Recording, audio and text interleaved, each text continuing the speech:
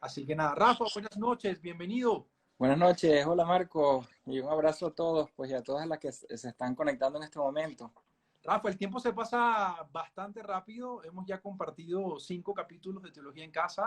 Este es nuestro último capítulo, así que una vez más gracias a ti por dedicar este espacio para compartir con nosotros. No va a ser el último, seguramente te llamaremos de nuevo para la cuarta o quinta temporada. Solo te vamos a dar un pequeño descanso por lo pronto. Rafa, gracias de verdad por Claro, compartir con nosotros y gracias por este espacio que ha sido también de mucha riqueza para mí y para tantos otros. gracias, ¿no? Y me alegro que venga Pilar. Pilar pues ha llevado adelante cursos, ¿no? Donde el tema de la mujer ha sido fundamental y creo que su voz es bien autorizada para orientarnos, ¿no? En esta encrucijada en la que la iglesia necesita abrirse pues a la mujer en todos sus ministerios y ámbitos, ¿no? Seguro, seguro. Un tema tenso, en algunos lugares polémico, así que vamos a estar hablando con ella sobre este tema. Bueno, Rafa, de verdad, bienvenido a este último capítulo de esta primera temporada de Teología en Casa. Y nada, quisiéramos abrir esta reflexión, este compartir de hoy, con una pregunta que ha quedado por ahí pendiente de estos capítulos que hemos hecho anteriormente, y es el tema de la voluntad de Dios. ¿Cuál es la voluntad de Dios? ¿Cómo Jesús entiende la voluntad de Dios? Y cómo nosotros, en el presente histórico en el que estamos, podemos y debemos entender la voluntad de Dios desde la experiencia de Jesús. ¿Qué nos puedes compartir de esto? Sí, fíjate que esa es una interrogante, una pregunta que a toda persona creyente pues le llega, le toca de fondo, ¿no? El corazón. O sea, voluntad pareciera a veces que es algo que Dios tiene pensado para cada uno y a mí me tocaría nada más descubrirlo, ¿no? Eso no es voluntad de Dios. O sea, si así entendemos lo que significa la voluntad de Dios, eso no es voluntad de Dios. Vamos a ir por partes, ¿no? Si alguien dice, por ejemplo, es que Dios quiere para mí algo y yo me tengo que apartar del deseo que yo tenía de mi vocación, ¿no? Porque Dios quiere otra cosa para mí. Esas actitudes ubican a la voluntad de Dios como una especie de dilema, o sea, hacer algo que me niegue a mí como persona, mi vocación, para agradar a Dios. Entonces, la voluntad de Dios no es eso. Yo uso a veces una expresión que a mí me ayuda mucho. Si la confianza entre Dios y nosotros no se pierde, entonces no podemos hablar de la voluntad de Dios. O sea, si algo que yo hago, que yo vivo, que yo comparto, que es mi vocación, ¿no? Que es mi forma de ser humano, se pierde esa confianza con Dios, entonces ahí no podemos hablar de voluntad de Dios. O sea, Dios que me está obligando a hacer algo que no va con mi propia vocación. Entonces, por eso, discernir la voluntad de Dios no es tan distinto a discernir la vocación de cada uno de nosotros. O sea, no son dos cosas separadas y por tanto como dos preguntas con dos respuestas distintas que van en choque, ¿no? A veces. O sea, Dios no quiere para mí lo que yo no pueda optar donde pueda servir mejor. Y hay todo un tema que se abre, pues, ¿no? Con el tema de la voluntad de Dios.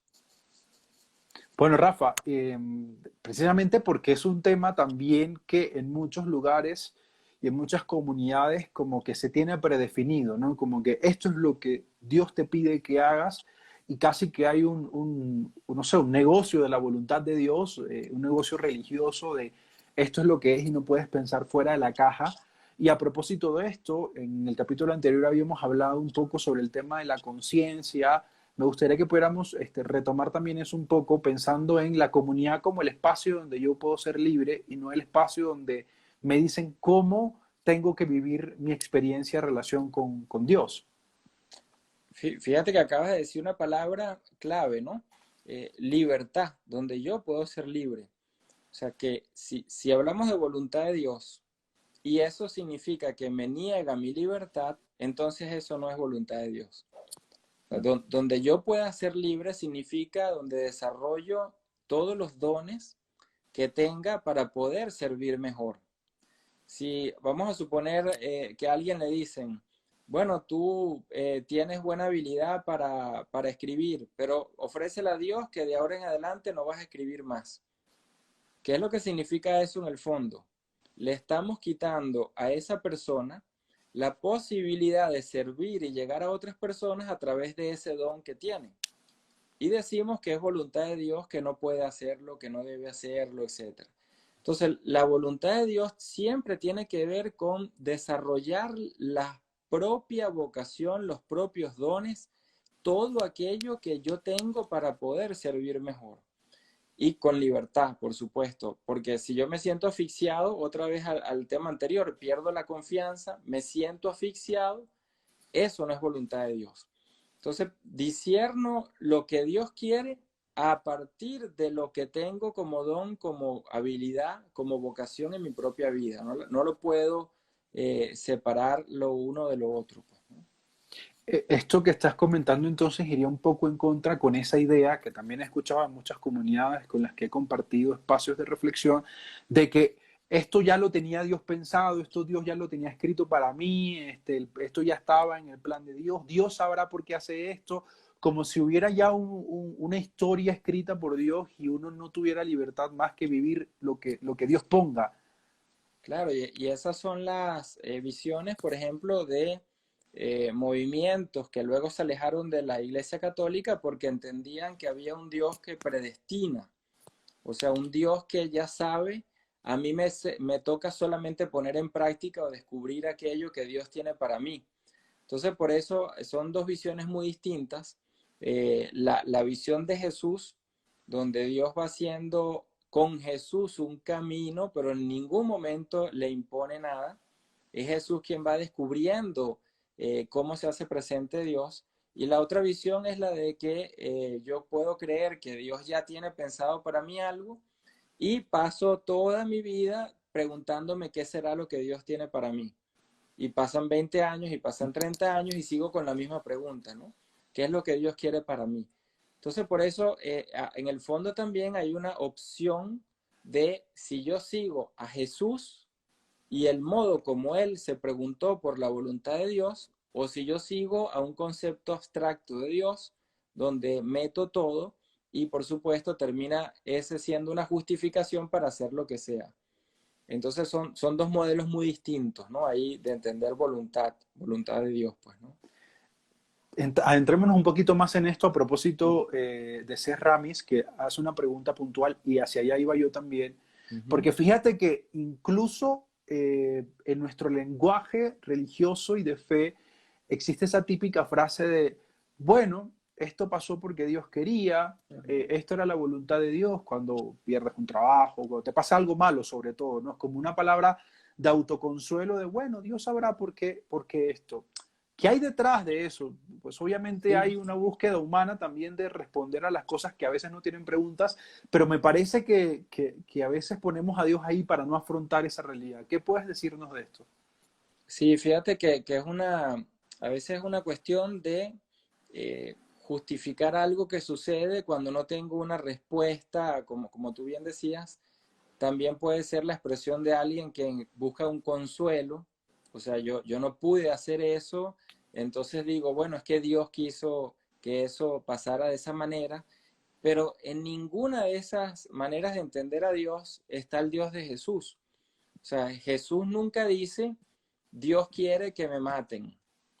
Jesús nunca dice, Dios quiere que la gente viva con hambre. Jesús nunca dice, Dios quiere que exista el sufrimiento. Y fíjate que en esas expresiones colocamos nosotros a Dios, ¿no? Cuando alguien tiene hambre, decimos a veces, gente que uno escucha, ¿no? Bueno, es que Dios no le ha dado todavía las posibilidades para que salga adelante, o es que Dios nos manda un sufrimiento para aprender algo de ahí. Entonces, la imagen que tenemos de Dios entra en conflicto con la imagen que Jesús tiene de Dios. Entonces, por ejemplo, el tema este de la confianza, para mí es tan fundamental porque cuando yo confío en Dios, yo no ando con la expectativa de lo que viene después. Si pasó, no pasó, si se dio, si no se dio, si sucedió o no. sea, la confianza es una relación gratuita sin expectativa de parte del otro. Entonces, si hablamos de confianza y no de voluntad, creo que aprenderíamos mucho más al Dios de Jesús que al Dios que muchas veces tenemos en nuestras cabezas, que se parece más al Dios de Juan el Bautista, que buscaba castigo, y no al Dios de Jesús, que busca misericordia, ¿no? Y todavía en esa encrucijada estamos a propósito de algunas posiciones de algunos miembros de la iglesia y cardenales que hacen ver esta idea de un Dios más a los Juan el Bautista que a los Jesús de Nazaret. Rafa, ¿qué hacemos entonces? Porque hemos hablado de que la voluntad, la confianza también tiene que ver y juega un papel importantísimo el tema de la libertad. El fin de semana estuve predicando un retiro a propósito de Pentecostés, revisábamos el capítulo 4 de Hechos de los Apóstoles. A Pedro y a Juan los encarcelan porque los religiosos del templo dicen que lo que están predicando no es posible, los encierran para prohibirles que hablen y que anuncien la buena noticia de Jesús.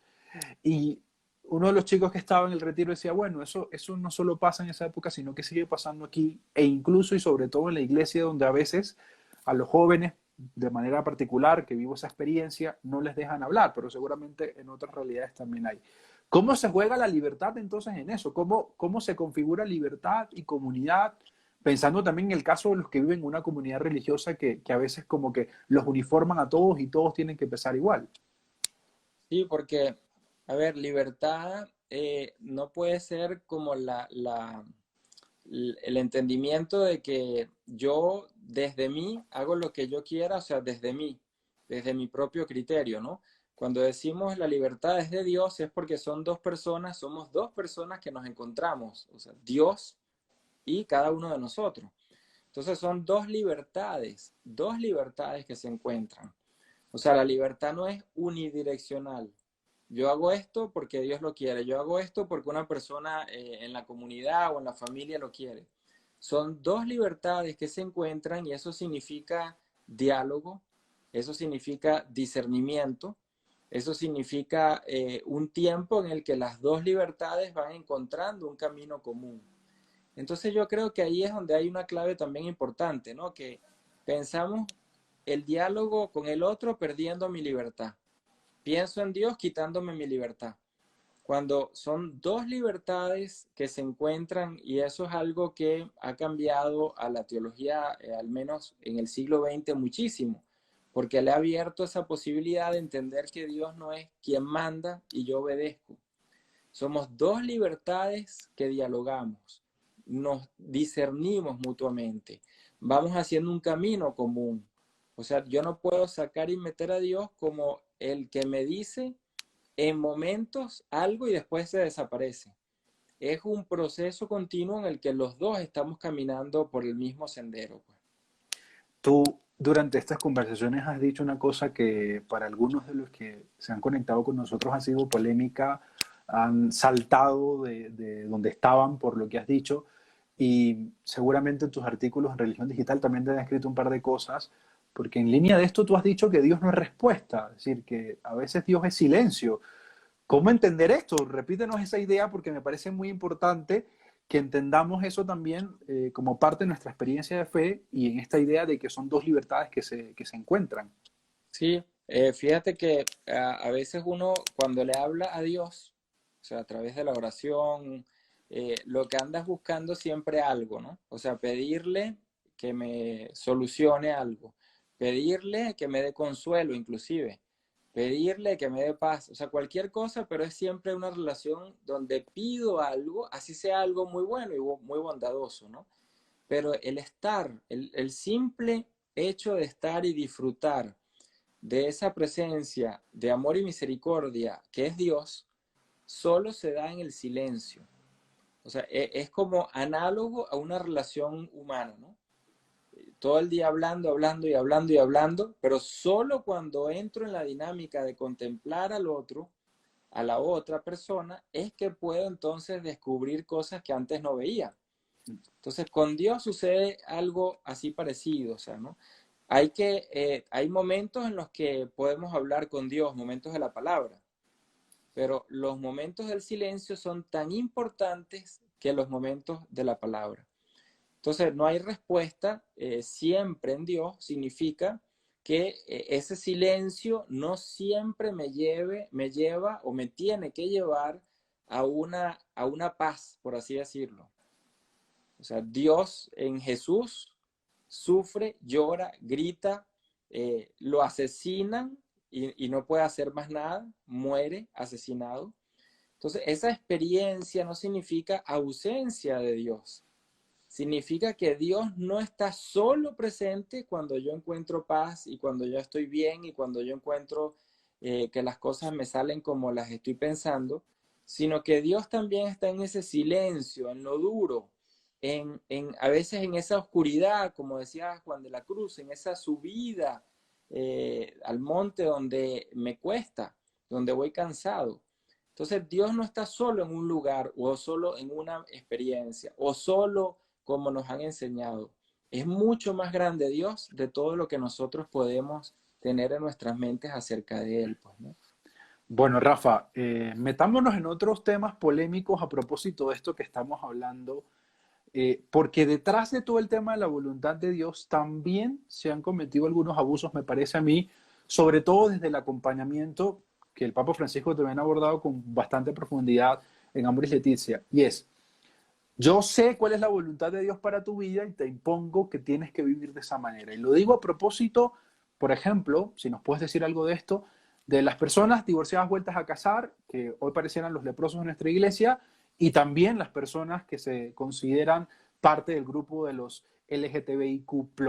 ¿Qué podemos decir sobre eso? Porque hoy sigue siendo un tema polémico de si pueden entrar o no en la comunidad, si su opción de vida y su manera de vivir su sexualidad les impediría estar dentro de una comunidad, porque a veces vuelvo y te digo, o sea, lo que hay es, para poder entrar a esta comunidad, a esta parroquia, tienes que cumplir esto, que es la voluntad de Dios para tu vida, que es no vivir, no sé, este tipo de pecados y demás, y entonces, por tanto, no puedes entrar. Bueno, fíjate que el Papa en Amoris Laetitia, que es la que acabas de mencionar, la exhortación, cuando él coloca esa expresión de manera continua del discernimiento, y ahí dice en la exhortación que ninguno es dueño de la conciencia del otro, lo que está entendiendo es que en cualquier discernimiento de teología moral, la persona es la que lleva su proceso. O sea que si alguien a mí me dice que hago algo bueno o que hago algo malo, en las dos cosas no estoy haciéndolo yo, lo estoy haciendo porque alguien me lo está diciendo. O sea, no he asumido una opción en la que creo realmente eso. Lo hago porque el otro me lo dijo y entonces me siento cómodo porque el otro es el que me dijo lo que yo tenía que hacer.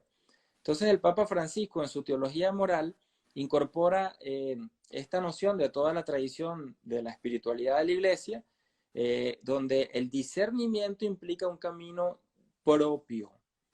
Ese discernimiento, bueno, puede ser acompañado, pero no significa sustituido.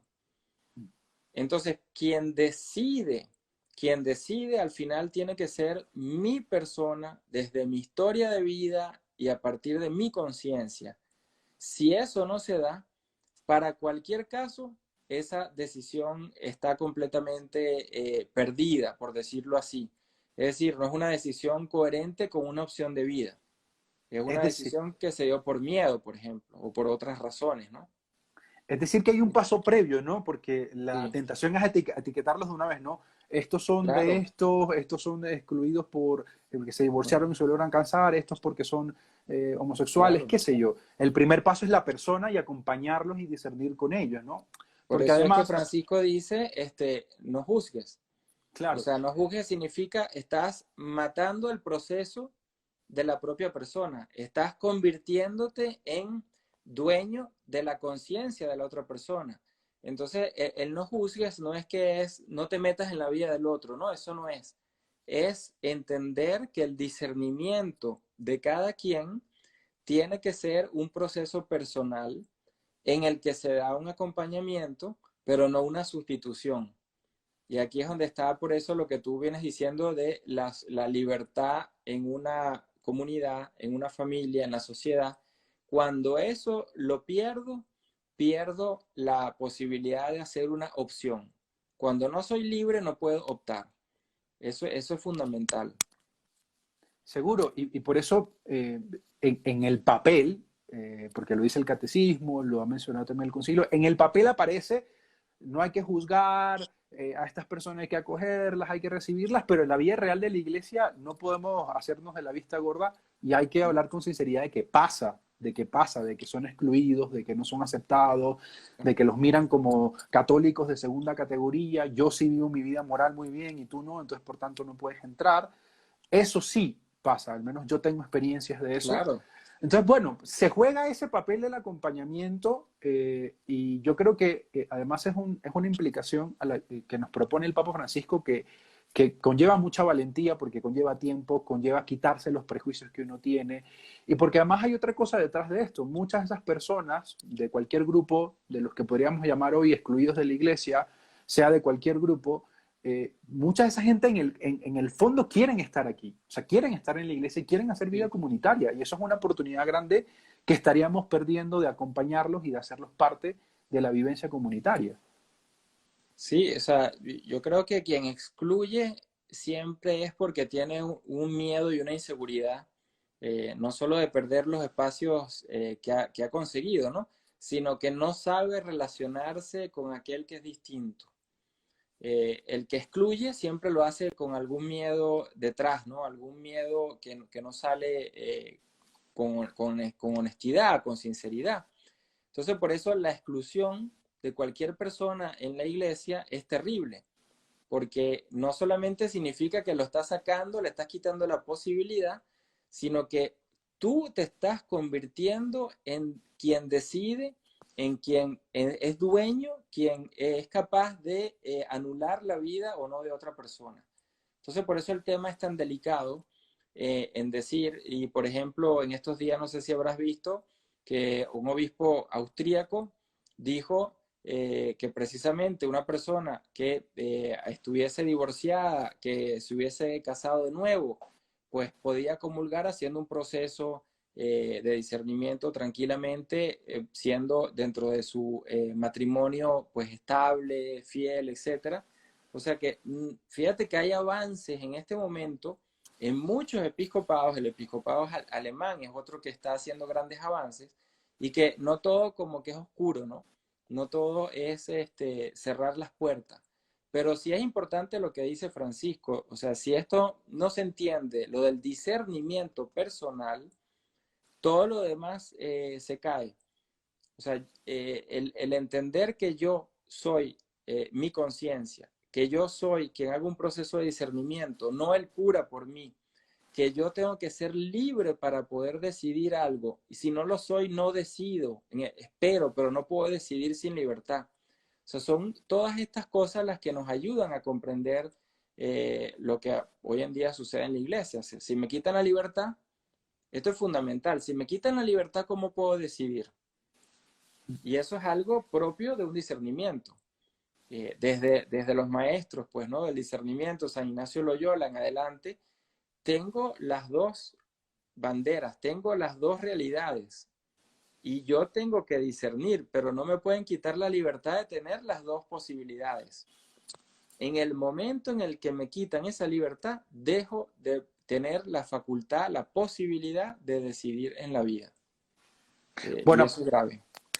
gravísimo, y es parte de la experiencia que hemos estado viviendo y construyendo como iglesia y como comunidad de creyentes y discípulos de Jesús, y a la que hay que hacerle frente, familia. O sea, como decíamos desde el inicio de este espacio, este es un lugar para repensar cosas y esto es una de las cosas fundamentales porque conozco experiencias de comunidades en las que se rechaza, en las que se elimina, en las que se vota, en las que tú no puedes cantar en el coro porque tú estás divorciada y te volviste a casar, o tú por tal cosa no puedes formar parte de la comunidad de jóvenes. Es decir, hay este tipo de rechazos y discriminación dentro de nuestra iglesia, aunque en el papel de la iglesia, aunque escrito en papel esté, no juzgar, sino acompañar y discernir. Entonces hay que repensar esto. Aprovecho entonces Sí, para invitarles a todos. Dale, dale, Rafa. no, no, no, no, es para decir que eso pasa porque quien hace así, quien actúa así, siempre tiene miedos ocultos. O sea, el que se siente libre es libre para amar. El que se siente con alguna inseguridad, con algún miedo, pues siempre va a reflejar sobre los demás, excluyendo o insultando o expresando frustraciones hacia afuera, ¿no?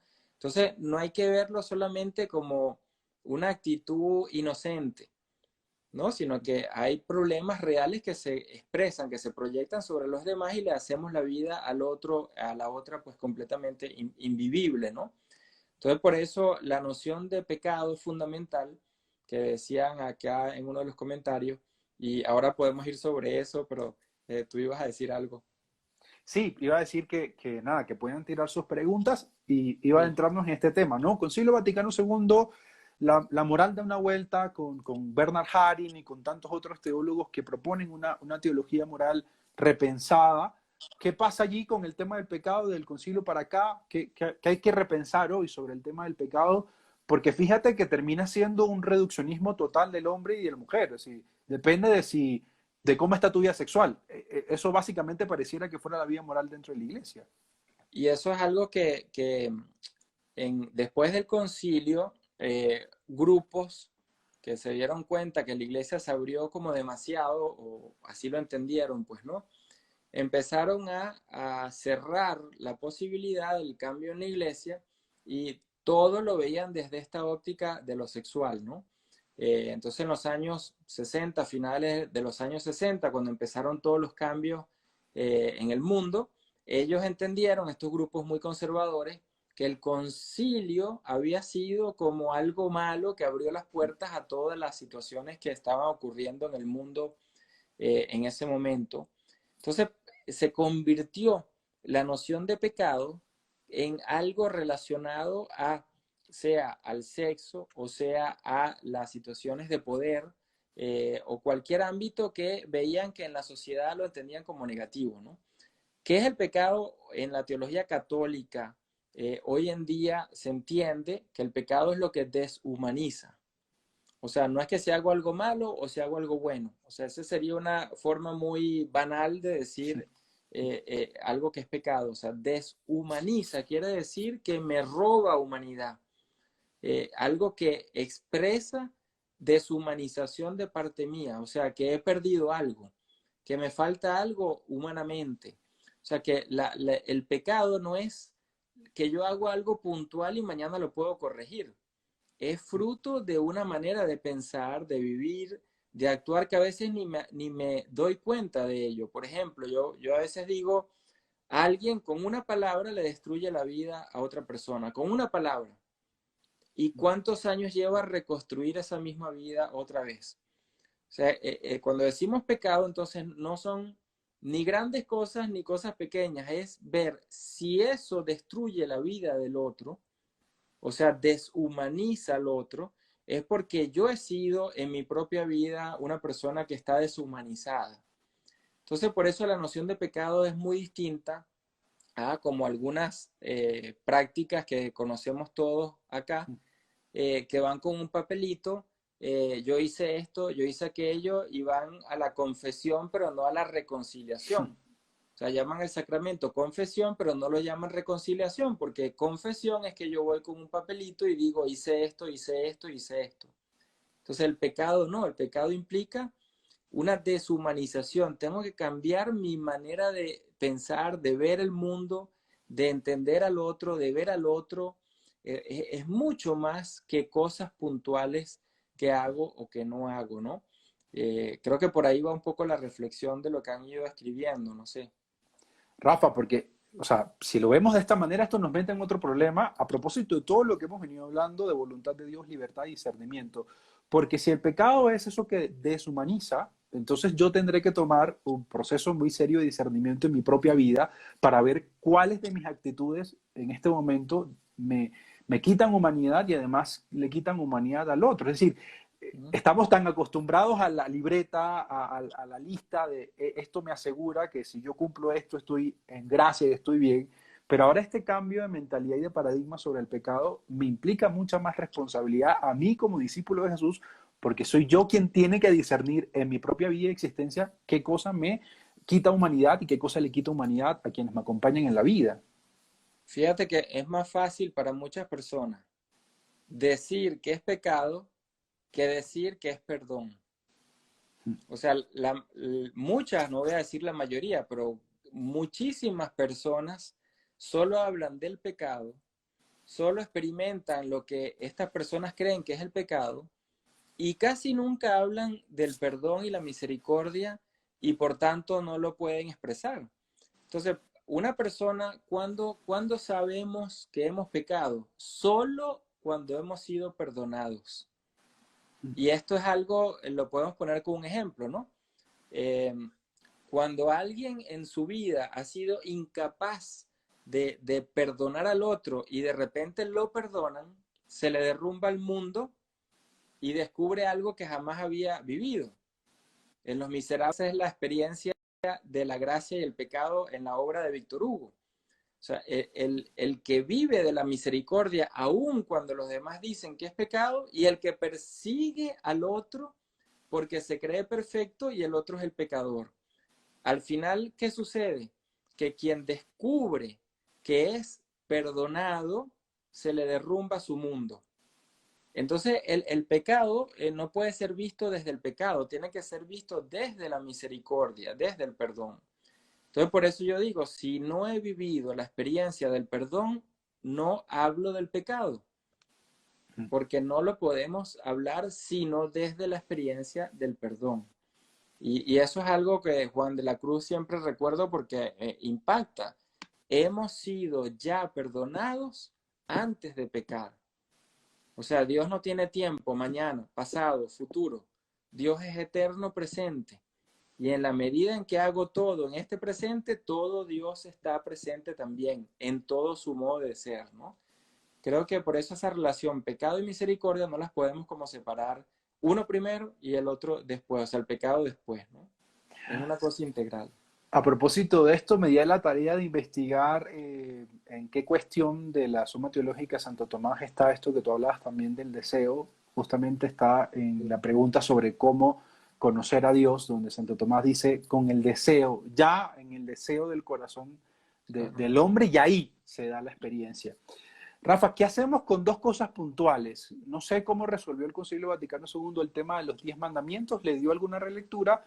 Y segundo, esta frasecita que se repite casi como oración en las comunidades donde se dice, Dios ama al pecador pero aborrece al pecado. Eso, ¿cómo lo entendemos? ¿Cómo podemos entenderlo a partir de esto que estamos hablando? Sí, fíjate, bueno, el concilio no es que dice las cosas puntuales, eso luego en el proceso pues de recepción de la teología es lo que fue sucediendo, ¿no? En los años 70, 80 en adelante, pero fíjate el ejemplo que colocas que es muy importante, los mandamientos, ¿no? Ahí se ve muy claro qué tipo de teología o qué imagen de Dios tenemos. Si nosotros decimos no matar, estamos haciendo énfasis en el no. O sea, no hagas esto, no hagas aquello, no debes, no. Y el mandamiento está hecho para preservar un valor, que es la vida. Entonces, el mandamiento se traduce no en no matar, sino en favorece todo lo que dé vida. Por tanto, si yo lucho por la vida, no voy a quitar vida, no voy a matar. Pero me cambia la manera como entiendo, pues, ¿no? Que debo actuar en la vida. Para poner un ejemplo, ¿cuántas veces decimos la palabra no hagas y no debes? Bueno, millones de veces, ¿no? Eso es el mandamiento entendido desde el no. Entonces, cuando enseñamos a Dios, enseñamos no hagas esto porque Dios, no hagas aquello porque Dios. Cuando el mandamiento, en su sentido originario, es el sí a la vida. O sea, no mato porque me doy completamente a una opción de vida que favorece la vida del otro, de la otra persona, ¿no? Entonces, ahí hay por eso un elemento importante que nos puede ayudar a preguntarnos, cada uno en este momento, cada una, si yo he tenido esa imagen del Dios que no haga, no haga, no haga, o si es el Dios que me impulsa a vivir, favorece la vida, Es decir, que me impulsa a realizarme en mi vocación, o es el Dios que me quita libertad, me quita opciones. Entonces, ¿en qué imagen de Dios nos movemos, no? Entonces, los mandamientos es un caso muy particular.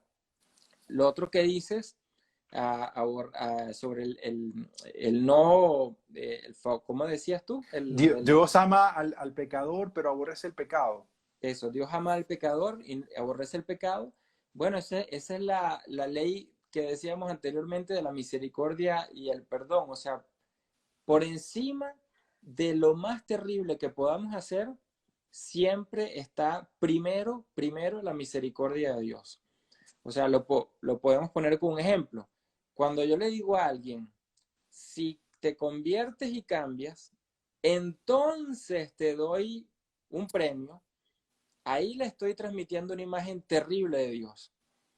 Porque es como si Dios me dijera a mí, primero cambia y después te doy el perdón, el amor, la misericordia. ¿Por qué la persona que experimenta a Dios cambia? Porque se siente desde la misericordia que su vida se derrumba, se desbarata. Ahora, ¿por qué siento eso?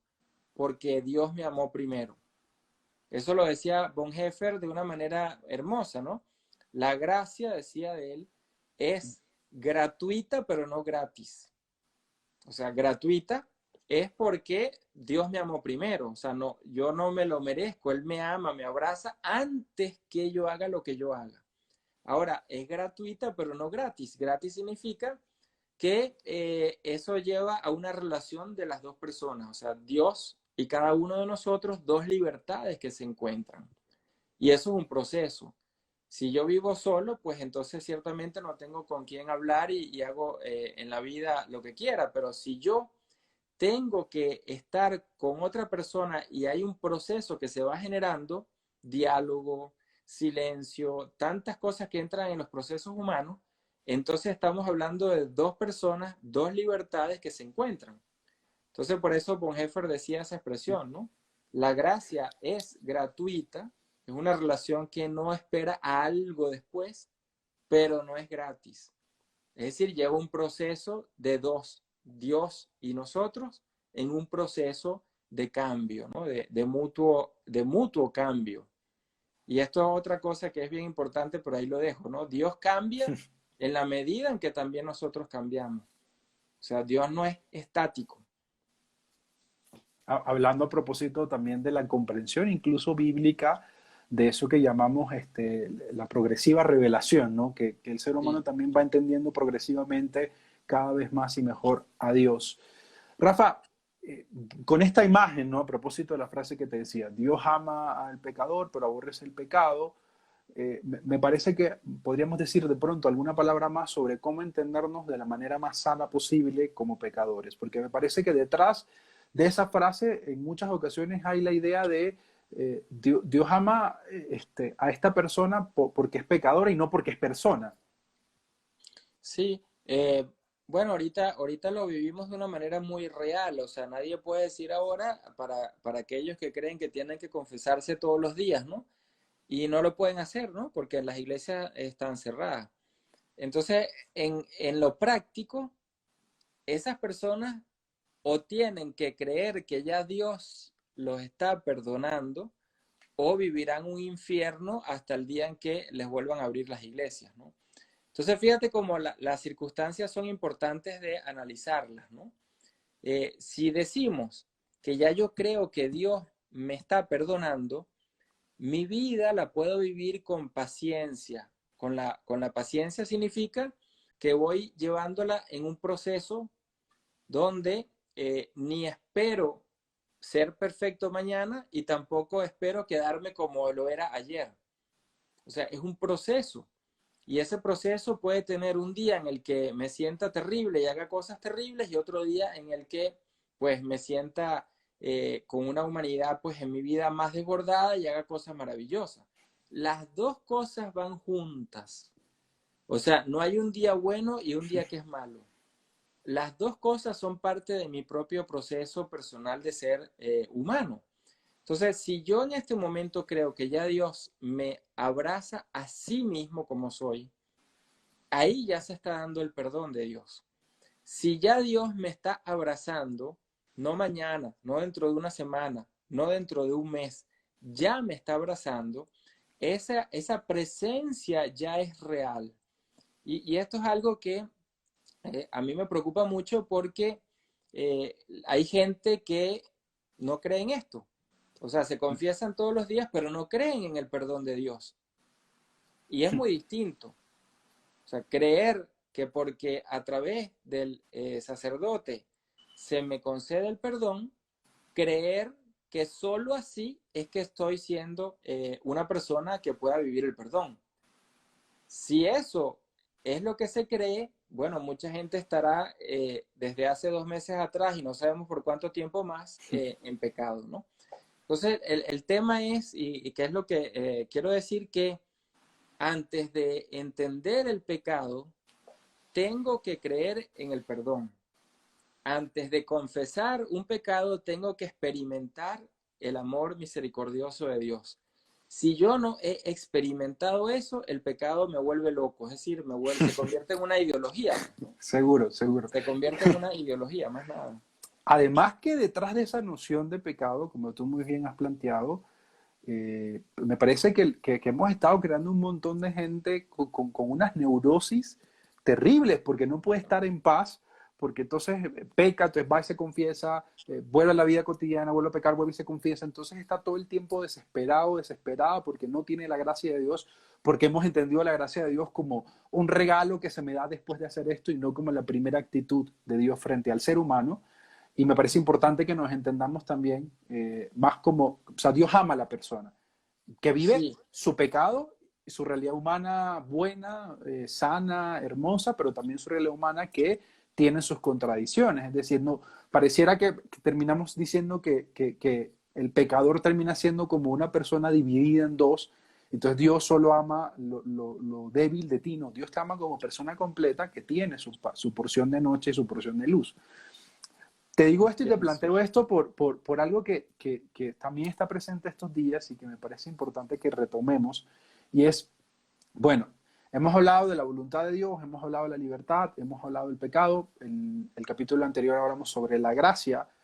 Bueno, ¿qué hacemos entonces, si podríamos retomar ese punto, con el sacramento de la reconciliación? Es decir, si esta es la realidad que hay que vivir y que entender de un Dios que siempre me está perdonando, que siempre se está donando, el sacramento, ¿en qué lugar de mi vida espiritual lo coloco? O sea, como, uh-huh. así como preguntamos nosotros los jóvenes, Rafa, ¿sí? ¿Para qué sirve eso? O sea, ¿para qué? Sí, fíjate que hay una primera cosa que es distinguir cuando llamamos a algo pecado desde el punto de vista de que necesite reconciliarse, y otra cosa es que yo pueda tener situaciones psicológicas, pues actitudinales, hábitos, caracteres que necesitan es otro proceso que puede ser un proceso pues de acompañamiento con un psicólogo, con un terapeuta, es decir, con personas que me ayuden en mi forma de actitudes, en mis hábitos, y que no está directamente relacionado con lo que llamamos el sacramento de la reconciliación. Te pongo un ejemplo. Hay gente que dice, bueno, es que hoy insulté a alguien, entonces voy y me confieso. Bueno, el problema no es que vaya y se confiese, es que a lo mejor esa actitud de rabia continua es fruto de algo más que necesito conocer y trabajarlo para que pueda cambiar.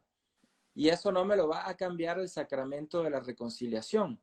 Entonces, por eso tengo que hacer el discernimiento de las dos cosas, ¿no? Reconocer primero que hay actitudes, que hay maneras de ser, que hay hábitos ya establecidos, que necesito trabajarlos con el acompañamiento de una persona, sea psicólogo o sea quien sea, pero que no lo puedo poner al mismo nivel de lo que llamamos irnos a celebrar el sacramento de la reconciliación, porque no he hecho el trabajo primero desde mi historia de vida, desde la forma como me criaron y como pienso, desde las actitudes que se han ido desarrollando a lo largo de la vida.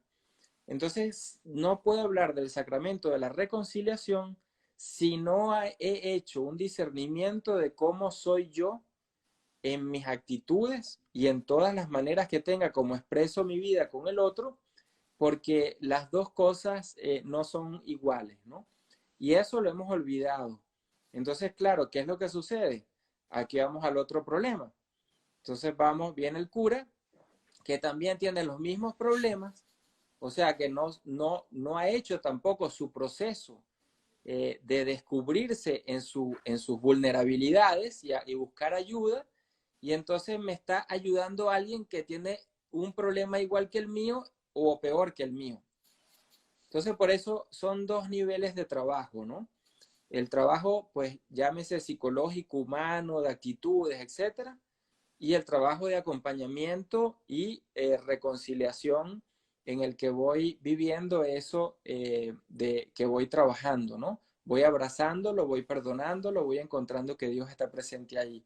Pero lo que quiero decir es que no lo podemos separar y mucha gente entiende que la reconciliación sustituye a los problemas que tenemos psicológicos. Y entonces eso no funciona así. Entonces la pregunta no es tanto a veces por el sacramento como tal, sino que si yo entiendo el sacramento aislado del resto de mi vida, o sea, como si yo hago cosas aisladas en la vida y después voy, me confieso y salgo pues ya renovado, o si el sacramento es parte de un proceso mayor en el que voy creciendo junto a una persona que tiene conocimiento de lo que puedo estar padeciendo y eso desemboca en la reconciliación. O sea, eso en la iglesia falta, se da en muchas instancias, quiero decir que sí, pero en las parroquias faltaría mucha esa visión más Integral. integral de las actitudes, ¿no?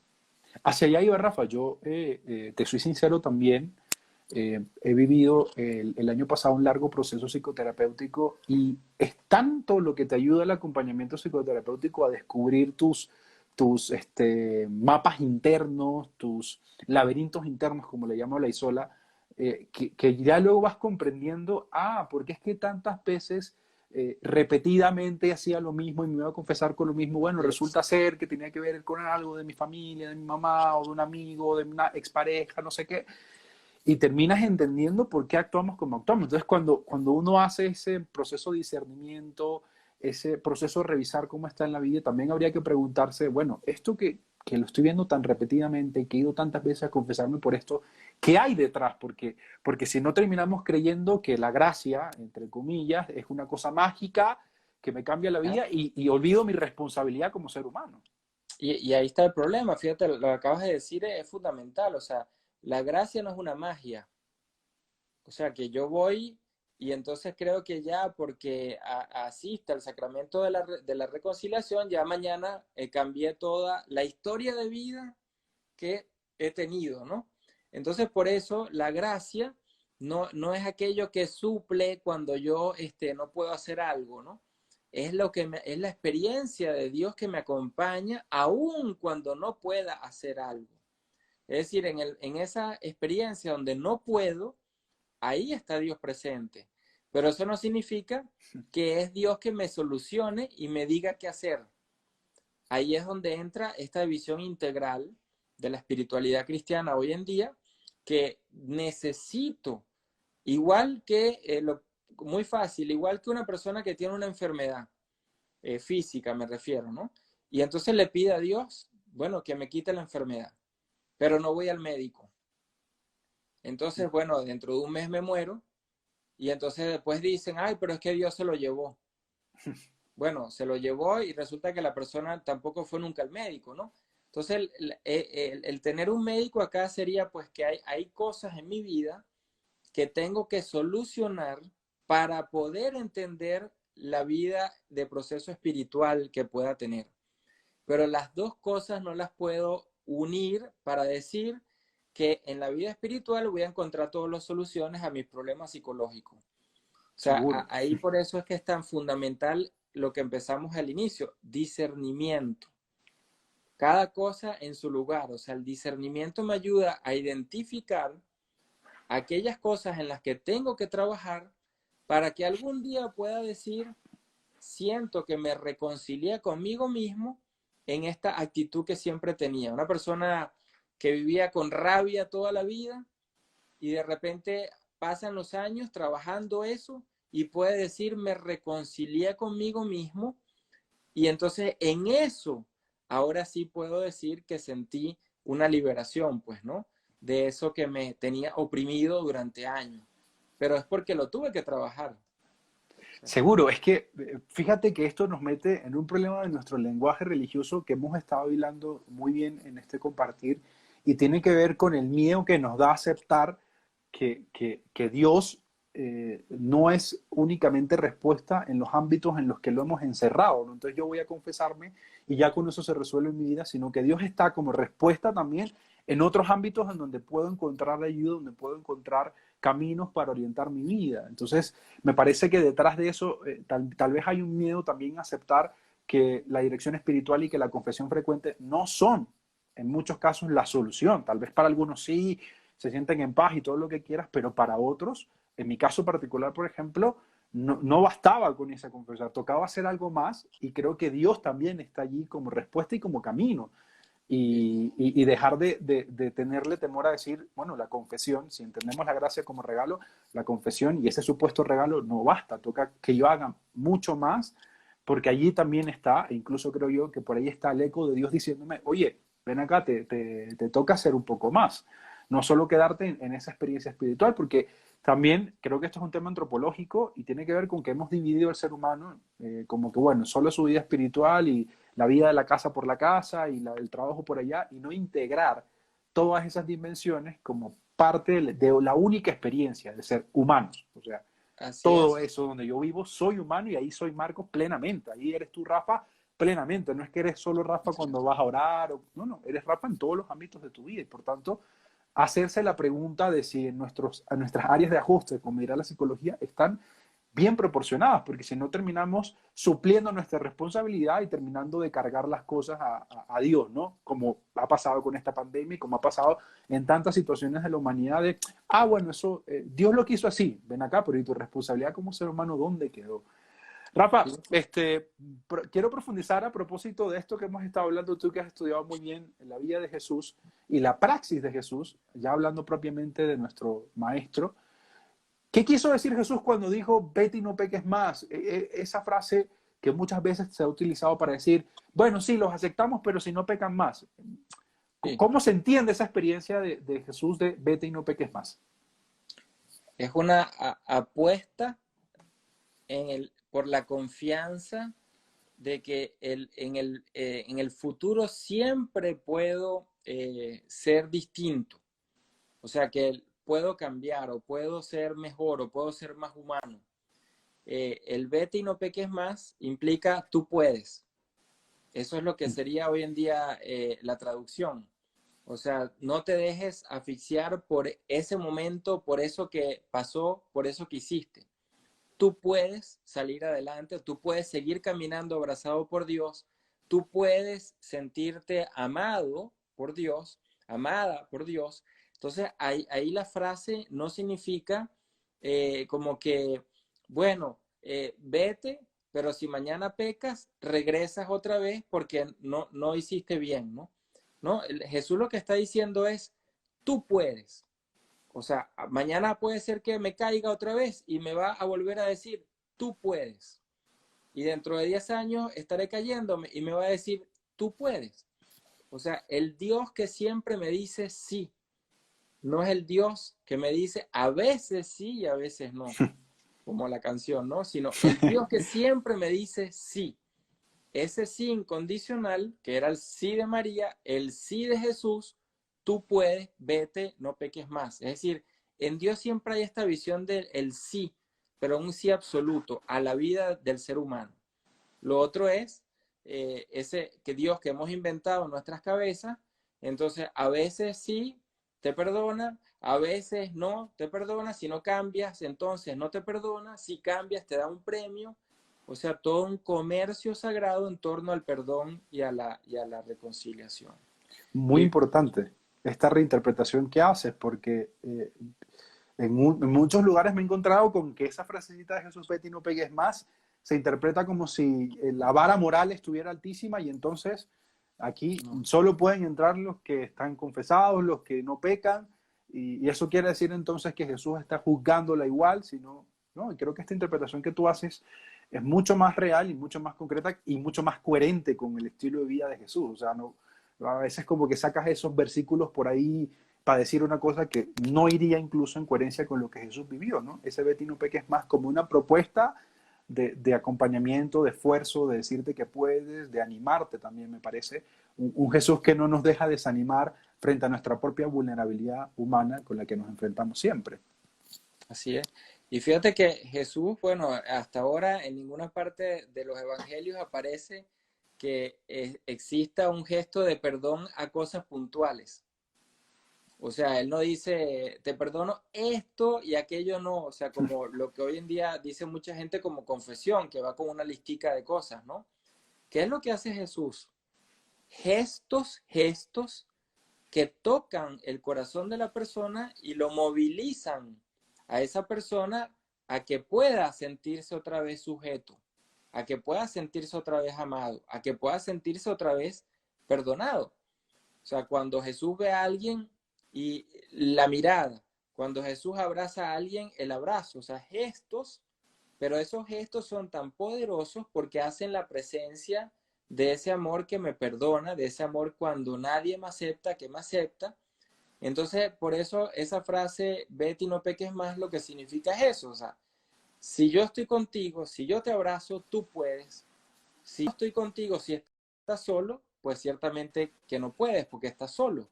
Entonces, el poder del perdón es el poder estar acompañado, no es el poder de que me quiten algo, es el poder estar acompañado de Dios continuamente a pesar de todo lo que pueda hacer.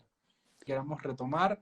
Rafa, disculpa, querido, te robo un No, poquito más de tiempo. aquí, aquí otra vez retomamos, ese es el Instagram, pues que a la hora se corta, ¿no? Sí, toca ver si Sí. nos regalan después de la pandemia una actualización para que nos dejen hablar más tiempo, querido. Así es. Bueno, Rafa, Sí, estuvimos hablando hoy en la primera parte de este live, voluntad de Dios, libertad, pecado, discernimiento, como palabras fundamentales de nuestra experiencia de fe. Estuvimos hablando sobre cómo repensar muchas de estos conceptos que tenemos ya casi por sentados en la iglesia y estábamos por terminar de abordar esa pregunta sobre la praxis de Jesús, sobre qué significa esa palabra cuando dice vete y no peques más. ¿Es una invitación a cumplir una vara moral o es una invitación a sentirse acompañado? Me gustaría que retomemos eso porque lo que tú decías sobre la misericordia y el perdón me parece muy, muy importante. Es decir, sentirse perdonado como sentirse acompañado, ¿no? Porque si no, uno solo no podría. sí, fíjate, lo que a veces hacemos es que agarramos las palabras de Jesús y las leemos desde ese moralismo negativo, ¿no? O sea, no hagas esto, no lo vuelvas a hacer, hiciste algo malo y Dios no te va a perdonar sino hasta después que te confieses, ¿no? Entonces Jesús está diciendo, vete y no peques más. O sea, tú puedes, lo que anteriormente explicábamos, ¿no? O sea, tú puedes. Puede ser que mañana vuelva otra vez a hacer lo mismo y mañana me va a decir exactamente lo mismo. Tú puedes. O sea, el Evangelio es un texto que en cada minuto se actualiza en mi vida. No es un texto que se me dijo ayer y ya no tiene más validez sino ayer. Cada palabra del Evangelio en cada momento de mi vida está presente como presente. Entonces, cuando Jesús me está diciendo, vete y no peques más, me lo dice ahorita, me lo dice mañana, me lo dice pasado mañana. Entonces, es ese tú puedes, es, es que Dios te está abrazando, entonces, por lo tanto, tú puedes. Dios ya te perdonó, por lo tanto, ya sabes lo que es el perdón, tú puedes entonces vivir el perdón. O sea, es una visión distinta en el sentido de que Dios me impulsa a ser mejor humano y no es que me quita algo y después me lo da así cambio. Es por eso, depende cómo leamos en un moralismo falso o en una esperanza, una teología de la esperanza, que es la que Jesús en el fondo está practicando siempre, ¿no?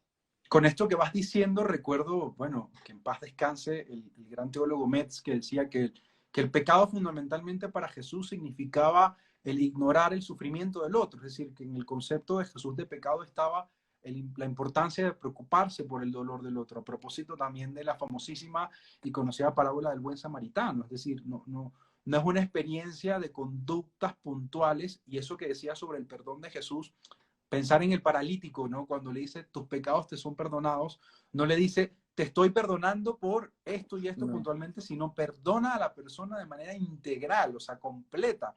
Esto me parece muy revelador, al menos de mi parte no lo había visto así, me parece muy revelador y muy importante que lo retomemos en esta conversación y que lo tengamos presente a la hora de ir a leer los textos, porque luego convertimos el movimiento de Jesús, la vida de Jesús en un moralismo negativo, como dices tú. Sí, porque primero somos integrales, o sea, no podemos separarnos en gavetas, ¿no? En cajones. Y, o sea, toda nuestra realidad personal está conectada, la parte, pues, psicológica, la parte corpórea, la espiritual, es decir, como dice San Pablo, somos seres integrales, ¿no? Con distintas dimensiones. Pero hay que distinguir, que es lo que anteriormente conversábamos, entre aquellas cosas que necesito de un acompañamiento especializado, como puede ser, pues, un psicoterapeuta, y aquellas otras cosas en las que desde ahí voy llevando un proceso de reconciliación en mi vida, y las dos cosas son necesarias. Entonces poníamos ese ejemplo, ¿no? Alguien que se confiesa todo el tiempo porque tiene mal carácter. Bueno, es que la confesión no te lo va a quitar. O sea, necesitas un proceso psicoterapéutico para que te ayude en esa parte que por razones de historia de vida, por lo que sea, hay que trabajarla.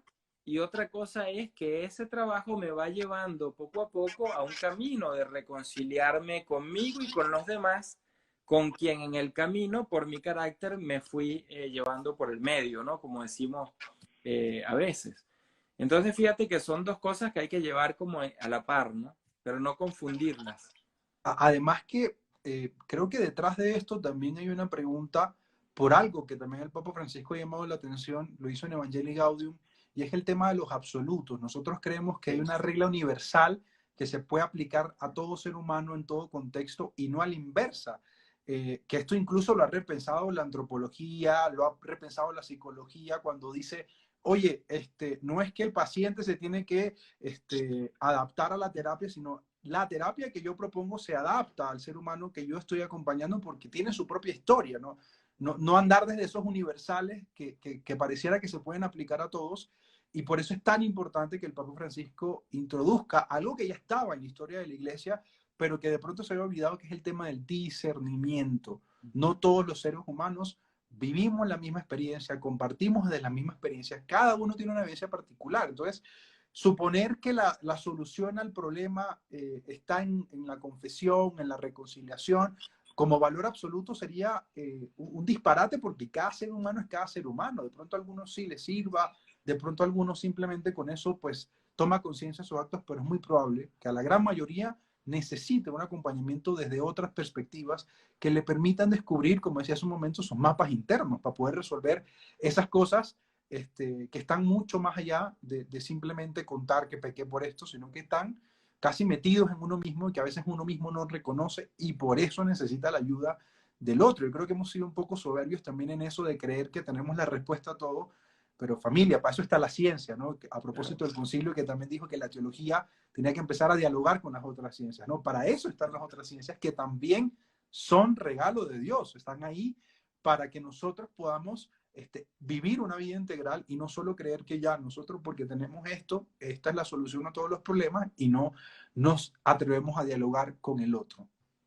Sí, fíjate que el no pensar en absolutos es tan fundamental porque es lo que nos quita paz, nos quita vida, ¿no? O sea, hoy tengo que ser así y mañana de repente voy a cambiar y hago un giro de 360 grados. Eso es mentira, eso no existe. Entonces, pensar en absoluto significaría eso, ¿no?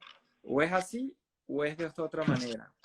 Cuando Francisco habla ese criterio tan interesante que dice, el tiempo es mayor que el espacio. O sea, el tiempo implica un proceso, implica mirar más allá de lo inmediato, implica tratar de no quedarme en la coyuntura y ahogarme en lo que estoy en este momento atravesando.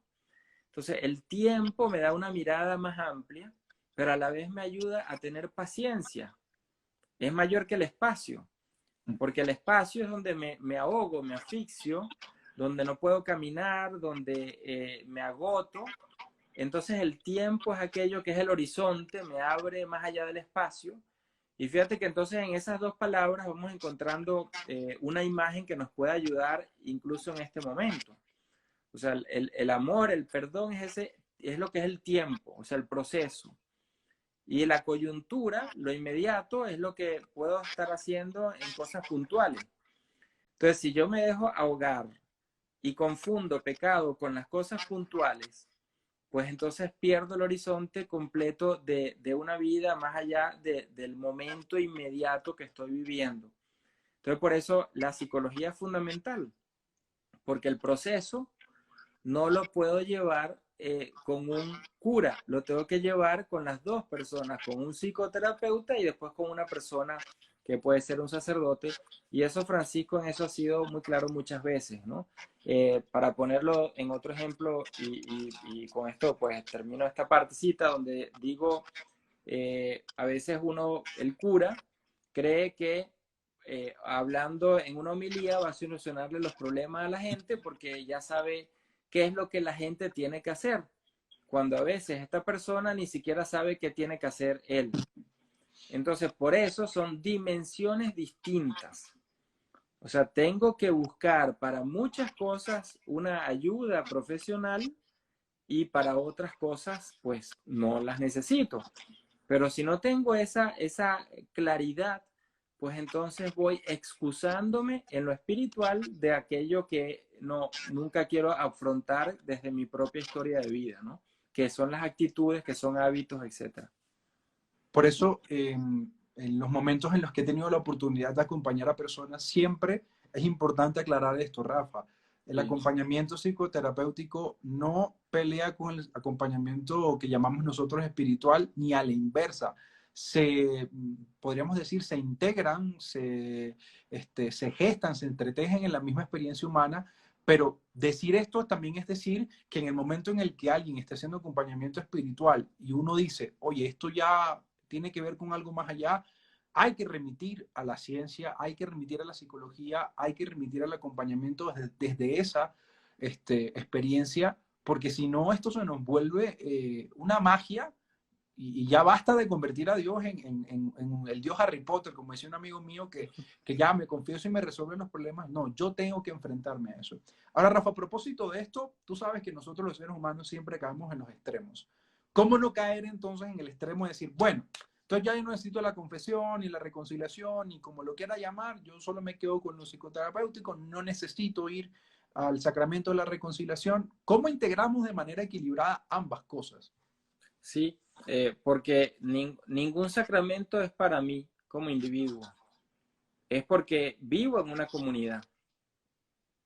Y aquí es donde está la concepción que pueda tener cada uno de iglesia, ¿no?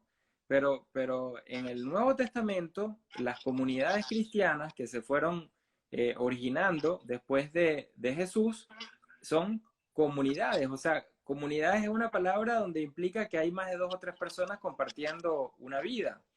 Entonces, el sacramento no tiene, ningún sacramento tiene sentido fuera de relaciones comunitarias. Por eso es que vamos a una parroquia, porque es una comunidad, no para el edificio. Ahora, quien va a la parroquia solo para tragar monedas, es decir, como la misa como un tragamonedas, ¿no? Pero no tengo vida comunitaria, entonces ni siquiera ese sacramento de la Eucaristía para esa persona fue Eucaristía. Eso es lo que dice Pablo y es el criterio más fuerte que encontramos en el Nuevo Testamento cuando le dice a la comunidad de los Corintios, aquí, lo dice en plena Eucaristía, aquí no hay cena del Señor. ¿Y por qué les dice eso? Porque había gente que tenía esclavos, o sea, que estaban sentados en la misma mesa, misa, en la misma mesa, pero a la vez no tenían relaciones fraternas, horizontales. Se creían más unos que otros, ¿no? Entonces, fíjate que en plena celebración, dice Pablo, aquí no hay Eucaristía. Entonces, por eso, el sacramento de la reconciliación, el sacramento de la Eucaristía, los sacramentos tienen sentidos dentro de una vida de comunidad. Si no hay vida de comunidad, los sacramentos no son máquinas tragamonedas, ¿no? Los sacramentos no son máquinas para los individuos en un momento determinado, son para una vida comunitaria. Y ahí es donde tiene sentido lo que llamamos pues la reconciliación, porque es reconciliarme, no con mi psicología, sino con las relaciones con los demás. O sea que ahí es donde entra el ámbito de las relaciones. Y por eso es que es sacramento, celebro que puedo vivir mejor, más humanamente con los demás. Y entonces el sentido pues cambia completamente. Ahora, si mi iglesia, si mi comunidad, si mi religión es no comunitaria, o sea, la religión privada del individuo, pues no tiene sentido esa visión de sacramento, ¿no? Son por eso visiones completamente distintas, pero la visión de la comunidad es la visión de los cristianos, de los primeros cristianos, y es la visión que nos queda en lo que conocemos que se llama iglesia.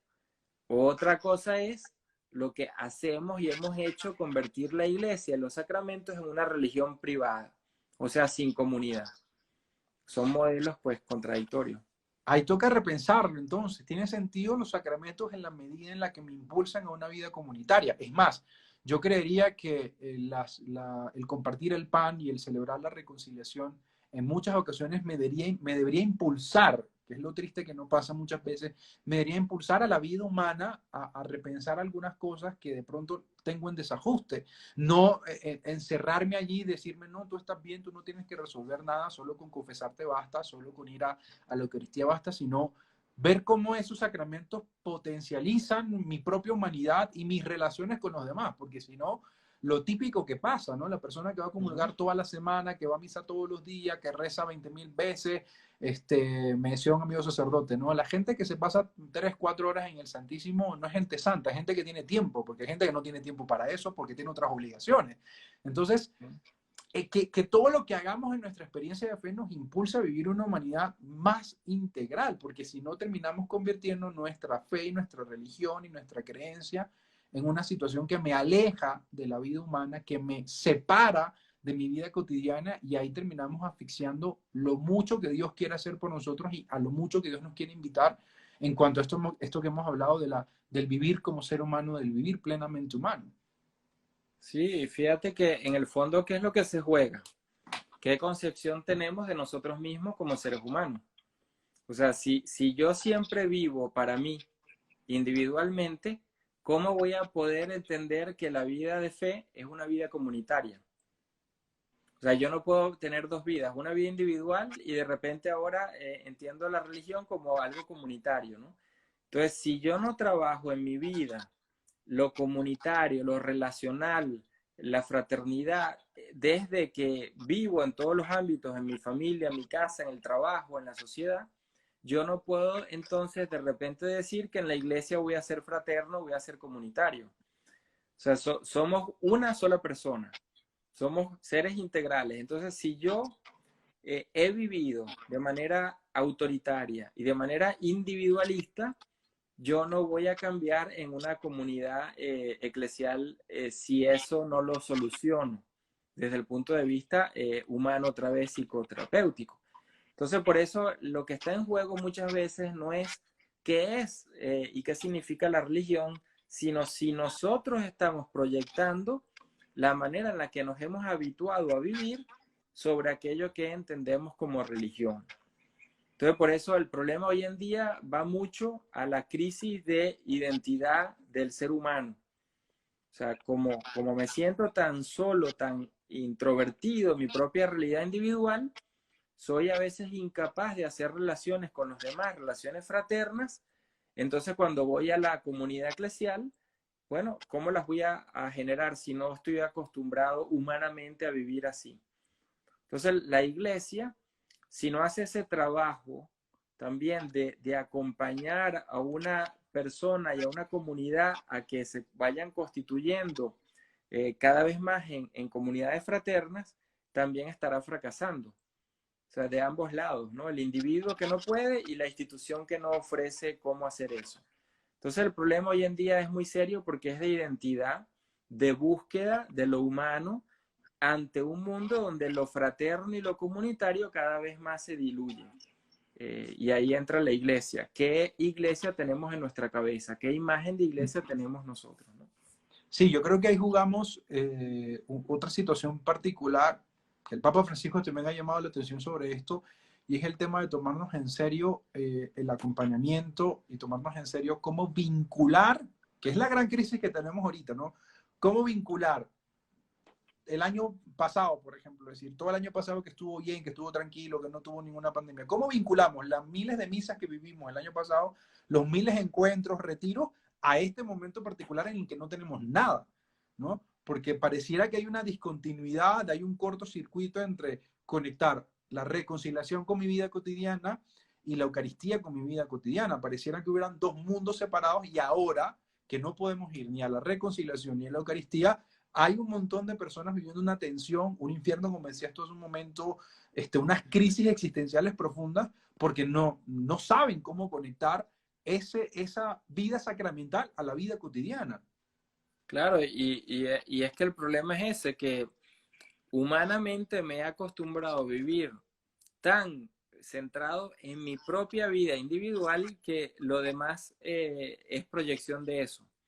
Entonces, de repente antes tenía la posibilidad de ir a la comunidad parroquial y me sentía desahogado, ¿no?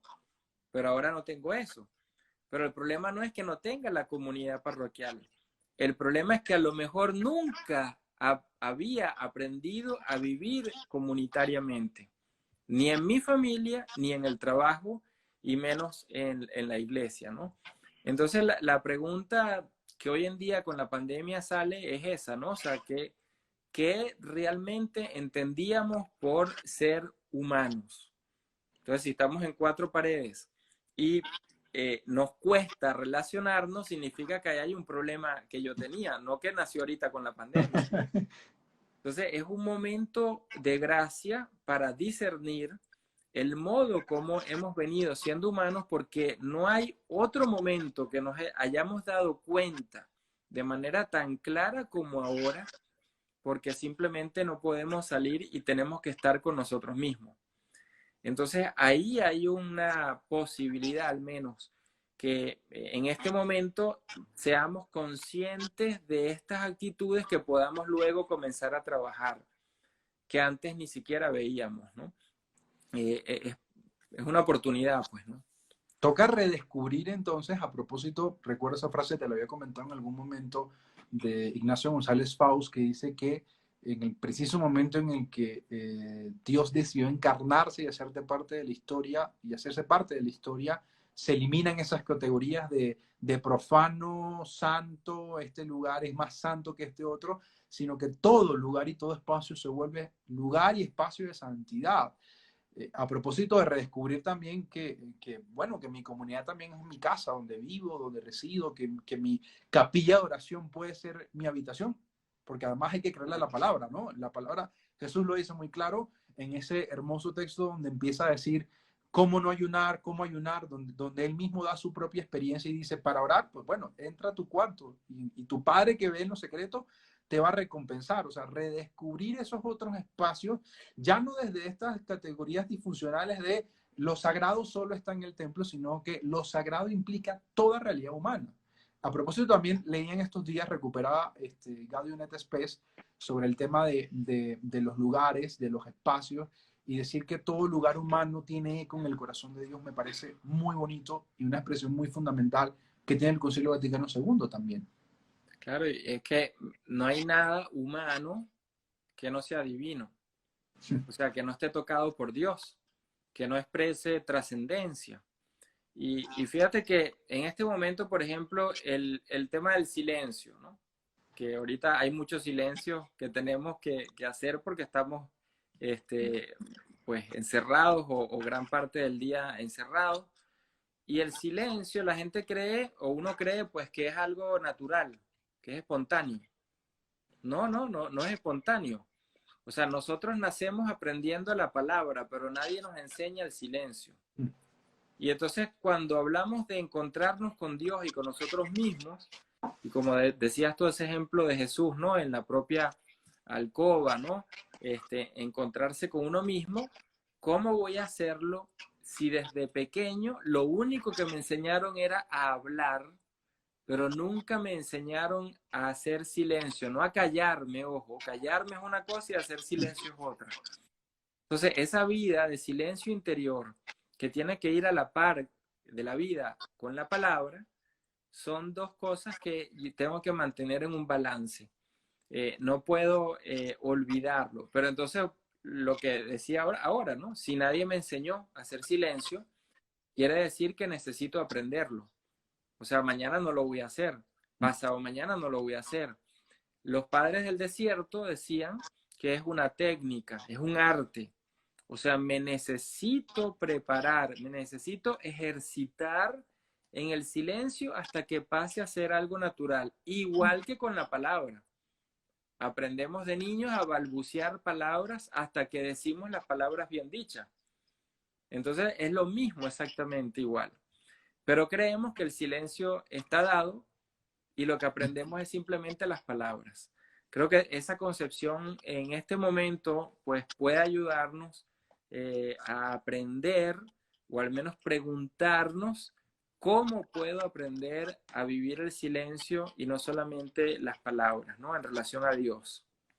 Bueno, estamos entonces en un tiempo de sopesar, de reflexionar, de pensar en estos equilibrios que hemos puesto y que hemos conversado contigo durante este tiempo, porque sin lugar a duda hemos caído en extremos y nos hemos alejado un poco de esta experiencia un poco más equilibrada y sensata, cómo entretejer palabra y silencio, no como dos cosas que se contraponen, como dos conceptos que se contraponen, sino que forman parte de la propia realidad de la experiencia de fe, del encuentro con Dios.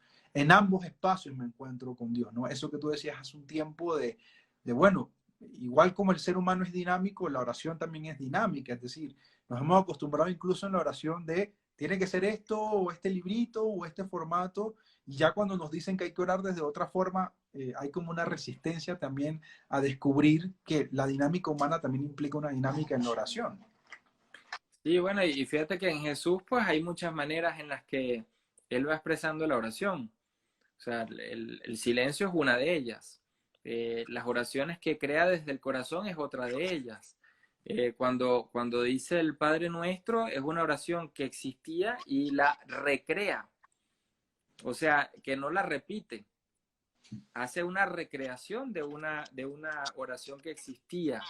Entonces, fíjate como nosotros hoy en día a veces agarramos una oración que nos aprendimos y no la recreamos. O sea, no la hacemos actual en nuestras vidas, sino que repetimos la misma que hace años nos enseñaron a decir, ¿no? Entonces, ese acto de conectarme con el ahorita, el en este momento, el hoy, es fundamental para la oración. Si no, lo que estoy haciendo es leer, leer y leer un librito, un devocionario, pero eso es leer, no es orar. Entonces, la diferencia está en que cuando soy capaz de recrear esas palabras viejas en algo nuevo, ahí puedo decir estoy orando. Cuando solo estoy leyendo, repito. Entonces, orar es más que leer, es recrear en mi vida eso que estoy diciendo, eso que estoy experimentando. ¿Cómo lo recreo con palabras nuevas? Ese ejercicio nos ayuda a entender un poco lo que es la vida de oración, pues, ¿no? No, y es que esto que hemos estado hablando es la típica tentación que tenemos nosotros en nuestra experiencia de fe, a ajustarnos a lo que nos dicen y a sentirnos con conciencia tranquila, entre comillas, porque lo que estoy haciendo es lo que me dijeron que tenía que hacer. Pero en el momento en que me dice ora libremente, ¿no? Ahí se nos vuelve un etcétera la oración. Cuando te dicen relaciónate con Dios libremente, se nos vuelve un etcétera nuestra relación con Dios y terminamos es copiando los estilos de otros, ¿no? Yo creo, al menos desde mi experiencia, que ninguno de los grandes santos que hoy tenemos en la iglesia quiso que su camino espiritual se volviera un repetir, sino que cada uno descubriera en su propia vida cómo integrar estos encuentros y estas maneras de ver de Ignacio de Loyola, de Teresa de Jesús, de San Juan de la Cruz, sino cómo integro yo mi propia humanidad y en lo que yo soy, sin negar lo que yo soy, mi vida de fe y mi vida de relación con la comunidad y con Dios. Bueno, fíjate que hay una experiencia de un benedictino que tiene una comunidad de meditación cristiana, un movimiento a nivel mundial, y una de las experiencias que han hecho es con niños en colegios, enseñándoles a hacer silencio, o sea, a meditar. Y eso ha ocasionado que el nivel incluso de atención de los niños haya subido y haya mejorado. Y los niveles de ansiedad y los niveles de estrés y todo esto hayan bajado. Entonces, cuando hablábamos anteriormente, esta unidad entre la psicología o los procesos que tengamos a nivel de nuestras propias actitudes, etcétera, y la vida esta que llamamos pues espiritual van unidas. O sea que no las puedo separar. Entonces, cuando hablamos del silencio, es algo que repercute en la palabra. Cuando hablamos del silencio, es algo que repercute en mis relaciones, en mis actitudes. Entonces, no es algo que es para nutrirme a mí, como para vivir mejor yo individualmente, sino que siempre desemboca en una relación con el otro mucho mejor. Entonces, de ahí que yo creo que es fundamental, cuando hablamos de oración, entender que hay que recrear. O sea, cuando soy capaz de que algo nuevo salga en mis palabras cuando oro, cuando soy capaz que salga algo nuevo de mis sentimientos, ahí estoy orando. Va a poner un ejemplo, pues, ¿no? Todos los días a la misma hora oro y así como empecé a orar, termino sintiendo lo mismo. Quiere decir que mis sentimientos no fueron recreados en esa experiencia de oración. Todos los días llego y a la misma hora leo la misma oración. O sea, no recreo con palabras nuevas, entonces quiere decir que ¿dónde estaba la oración? O sea, leí, sí. Tuve una devoción, claro que sí, eso se llama devoción. Pero oración es más que devoción, son cosas distintas que se complementan, pero distintas.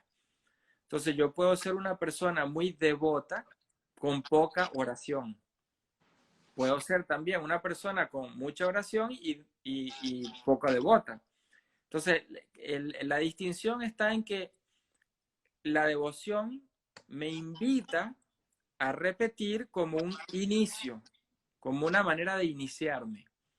La oración es cuando logro recrear las palabras que siempre repetí, los sentimientos con los que llegué en ese momento a orar, y entonces la oración es por sí misma un proceso de cambio.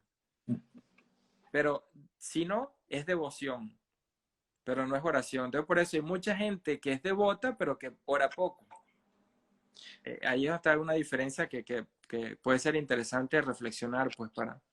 Seguro, seguro. Rafa, preguntan por aquí si puedes dar el dato de quién es el benedictino. No sé si Claro, sería Ansel Grum o sí, alguno de... Ansel Grun es uno que precisamente sigue esta línea, pero al que me refería es a Lawrence Freeman, que es otro benedictino, que es quien sigue a John Main, que ya murió, que fundó Sí. esta comunidad pues cristiana de meditación. Bueno, ambos, Grun y Freeman, son benedictinos, pues, ¿no? En esta tradición del silencio y la palabra como algo que es integral en la vida de oración. Buenísimo, buenísimo. John Main, lo he leído, así que recomendadísimo este autor y bueno, todos los herederos también del trabajo que ha hecho y que hoy lo siguen profundizando y llevando adelante. Recuerdo también en mi libro Espiritualidad Favorito, Decidir según Dios, del jesuita Jacques Frédéric, francés, el mismo Jacques va a decir que si la vida espiritual al cabo de los años no me acrecienta en mi libertad, entonces no ha sido vida espiritual y entonces está siendo mal llevada, ¿no? A propósito de esto, bueno, está perfecto, incluso en nuestra pedagogía con los niños, ¿no? De vamos a enseñarle el Padre Nuestro y entonces le enseñamos que orar es decir el Padre Nuestro, que es repetir el Padre Nuestro, pero ojalá la vida espiritual que vaya llevando ese niño y que vayamos llevando nosotros cada vez más nos acreciente en la vida en libertad, que tiene que ver con esta otra postura, ¿no? De la que hablabas tú, de orar desde el recrear. Y yo a veces pienso, o sea, ¿cuántas veces decimos oro por, pero no oro con? O sea, la oración a veces es solo por tal cosa o por alguien, ¿no? Y no es oro con, o sea, invitar a que juntos, la otra persona y yo podamos orar juntos, no es lo mismo a que yo ore por la otra persona o la otra persona ore por mí. Entonces, por eso, en el caso de los sacramentos o del caso de las celebraciones comunitarias, el sentido no es que yo vaya a tener algo a cambio, sino el hecho de que estamos juntos. Eso es el sentido real de ese momento que llamemos oración o como lo queramos llamar. Entonces, fíjate que la oración es un encuentro siempre. Mientras más me alejo del otro, no puedo orar, porque la oración no es un acto para mí y por el otro, sino pasa por un acto con el otro. Entonces ahí, claro, si yo tengo una mentalidad donde todo lo hago individualmente, también entonces voy a orar por todos, pero no con nadie. Entonces, es una manera de entender que hoy en día, en la pandemia esta, valoramos, aprendemos a lo mejor a valorar que tenemos que orar con y no solo por o para. Y ese con, bueno, son las personas que tenemos a nuestro lado o accesibles a nuestro lado en este momento. Pero así es una comunidad eclesial real. O sea, si yo soy capaz de ir a una comunidad porque me siento familia ahí, he encontrado iglesia. Ahora, si yo solo voy porque voy a orar por o porque van a orar por mí, entonces no hay comunidad. Es decir, ahí no sé si captan ese sentido, pues, ¿no? De que es más importante es el hecho de estar con los otros que el hecho de ir simplemente de manera individual para sentir pues que estoy cumpliendo con algo en la parroquia, en la iglesia, etcétera, ¿no? Esta visión comunitaria. Es la típica expresión, me pasa a mí, no sé si te ha pasado a ti, y que además sé, por ejemplo, aquí al padre Almir también lo comentaba que le pasaba de, bueno, Rafa, como tú eres teólogo, tú estás más cerca de Dios, ora por favor por esto, ¿no?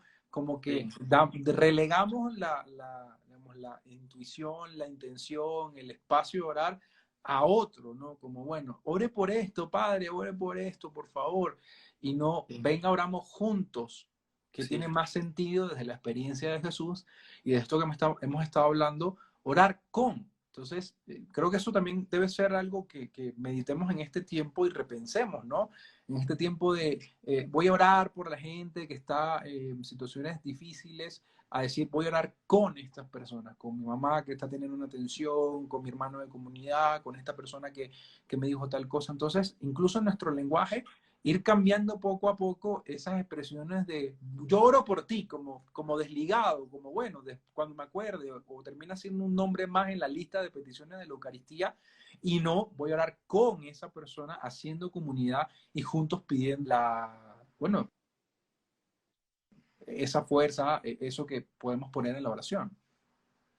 Mire, yo un ejemplo muy sencillito es lo que se llama la composición del lugar, ¿no? Yo agarro un texto del Evangelio, el pasaje que me guste o el que quiera leer, y voy haciendo un imaginario, ¿no? De pensar cómo habrá sido eso. Me voy imaginando el pasaje, los personajes, el lugar, o sea, como está en los evangelios, el pasaje que escoja, y voy imaginando a la vez que yo estoy metido en esa escena.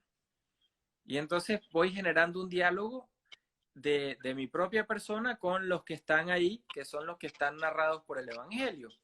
Y entonces voy creando pues un ambiente en el que me siento parte de ese texto del evangelio.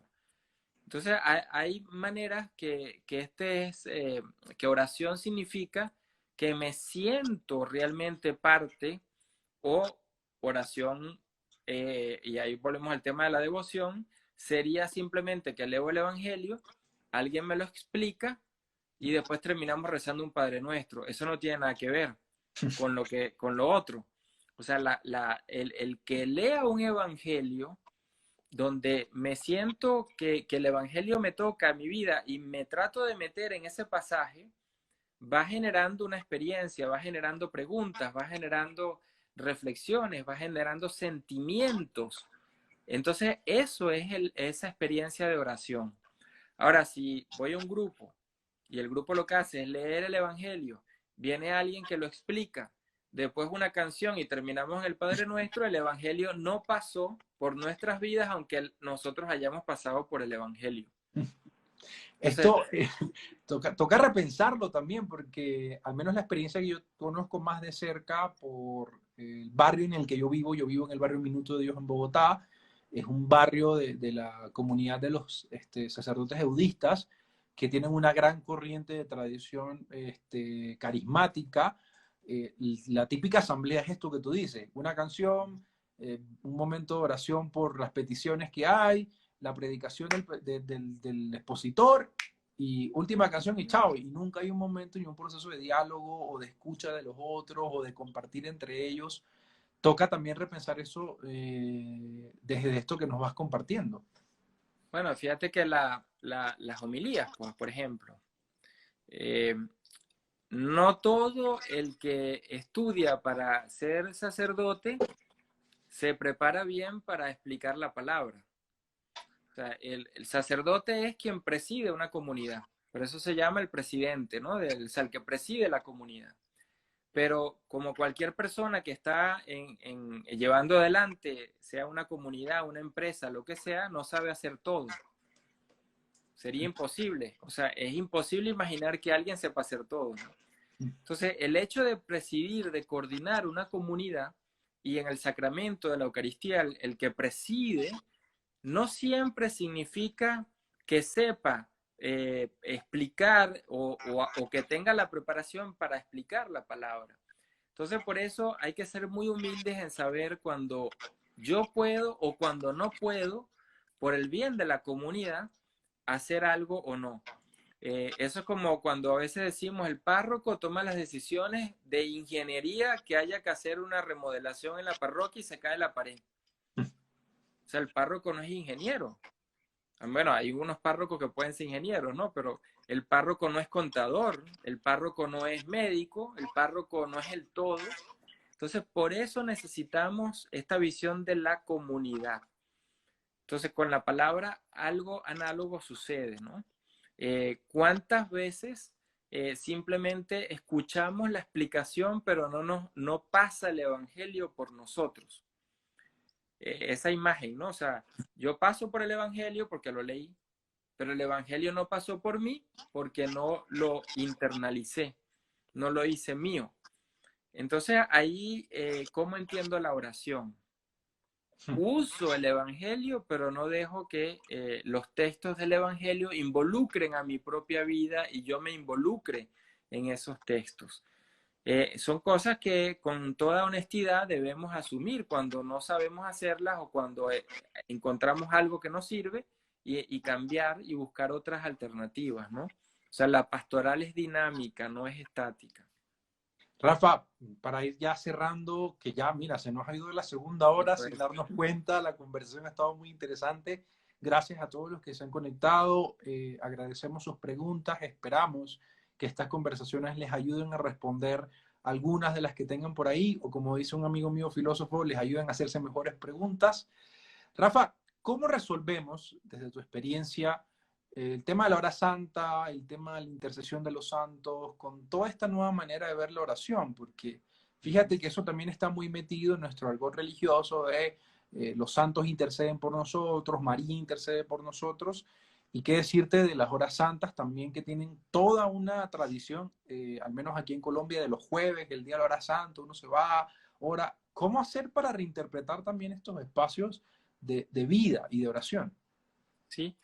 Eh, Fíjate que los que llamamos santos o incluso cualquier persona de nuestra familia, pues, ¿no? Que ya esté en el corazón de Dios, son personas que están desde Dios pensando en todos nosotros acá, porque no hay una ruptura en el que está ya con Dios desde un punto de vista que ha muerto para este mundo, pues no, que está con Papá Dios, y nosotros que también estamos con Papá Dios. Lo que nos diferencia es que estamos en dimensiones distintas, ¿no? Entonces, vivir desde Dios, quien está en el corazón ya reposando con Dios, sigue, y eso es lo que se llama la intercesión, sigue pendiente de nosotros, sigue desde Dios orando por nosotros. O sea, no es que se rompe, no es que una ruptura en ese sentido de la relación con las personas que han fallecido. Ahora, lo que eso no significa es que esa persona vaya a sustituir otra vez lo que hemos dicho que no es oración, ¿no? Que le pido para que me quite cosas o para que me dé cosas. O sea, quien está viviendo, reposando ya en el corazón de Dios, está pendiente, quiere decir que siente, que padece lo que yo puedo estar padeciendo, pero eso no significa que ahora tiene poderes para poder solucionarme. O sea, ni Dios hemos dicho que actúa de esa manera, ni menos aún pues una persona que ha fallecido. Entonces, lo que sí es importante es que la relación se mantiene porque nuestra vida continúa, no se muere en esta vida, o sea, continúa al morir, que resucitamos y estamos en la vida divina. Entonces, en ese sentido hay una continuidad, ¿no? Entonces, lo que de la iglesia llama la comunión de los santos es esa comunión entre los que han muerto y los que estamos aún todavía en esta historia. Pero es comunión, o sea, no hay ruptura. Pero ¿cómo es la comunión? Bueno, desde los que ya están gozando de manera plena a esa vida divina y desde los que estamos en camino hacia esa vida plena. Pero es una comunión, no hay ruptura, ¿no? Y bueno, de la hora santa es cualquier analogía con lo que hemos dicho de todo aquello que forje comunidad es una celebración de un sacramento o una vida de una parroquia o una eh, vida espiritual en una comunidad. Pero si yo solo voy por mí y para pedir cosas, y aunque esté rodeado de 500 personas, solo estoy el Santísimo yo el Santísimo, y no hay esa vivencia de la comunidad, entonces estamos en lo mismo, ¿no? Que voy a la misa en la religión privada, pero no voy al sacramento que se hace porque hay una comunidad en la que me siento familia. Entonces, la iglesia como institución debería preguntarse si hemos hecho sentir a las personas familia o solo estamos ofreciendo una oferta de cosas sacramentales, pero que no constituyen familia. O sea, la gente hoy en día, y esto es muy verídico, los jóvenes, la mayoría de los jóvenes que no quieren ir a comunidades en parroquias o en comunidades de vida cristiana, la primera cosa que dicen es porque no me siento ahí en familia. Me siento extraño, me siento excluido, me siento que no me entienden. O sea, el sentirse familia fue lo que dio pie a las iglesias primeras en las primeras comunidades. Eran además iglesias de familia, eran iglesias domésticas. Entonces, si eso lo perdemos hoy, ¿cómo podemos entonces replantear los sacramentos? O sea, la pregunta de fondo es qué estamos haciendo como institución para que todo el que se acerque se sienta primero familia y porque se sienta familia quiera quedarse con la familia. Pero yo no me quiero quedar donde no me siento a gusto. Ahí está el Seguro. problema. Rafa, tal vez uno o dos temas más para cerrar este episodio, el último de la primera temporada. Vuelvo y te digo, Rafa, en vivo y en directo seguramente te molestaremos para que nos acompañes en la tercera o cuarta de nuevo para seguir dialogando contigo. Hemos disfrutado un montón estos espacios, así que antes de cerrarlo una vez más, mil gracias. Dos temas tal vez para cerrar. El primero, hablando todavía en este bloque que hemos estado desarrollando el tema de la oración, ¿cómo resolver este famosísimo tema carismático del hablar en lenguas, de las sanaciones, de la gente que se cae por montones? No, no sé qué hay detrás de esto, ¿no? En algunos lugares yo al menos he percibido un abuso, me parece también, a veces ya una cosa que ni siquiera pasa por lo humano ni por lo cristiano, sino tiene que ver más con neurosis del que está liderando la comunidad.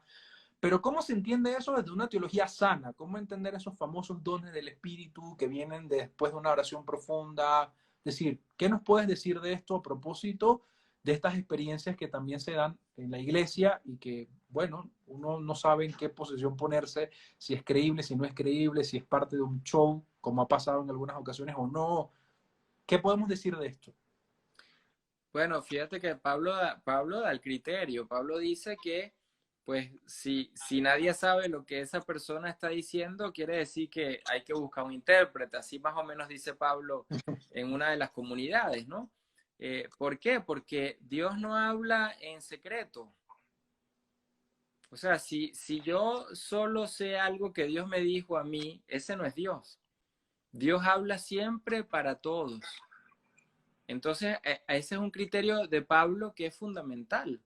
O sea, si es algo que es privado, entonces eso no es de Dios.